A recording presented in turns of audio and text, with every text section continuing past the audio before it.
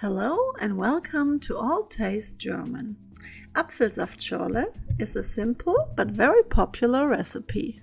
Most restaurants offer this non-alcoholic drink on their menu. In this short video I will show you how to make homemade Apfelsaftschorle, which is sparkling apple cider. It is a very refreshing drink and has fewer calories than pure apple juice. That's why it is the favorite drink in German beer gardens.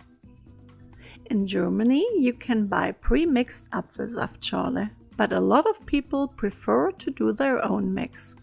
The traditional mix ratio is usually 1:1 and the drink is served without ice, but you can adjust to your personal preference.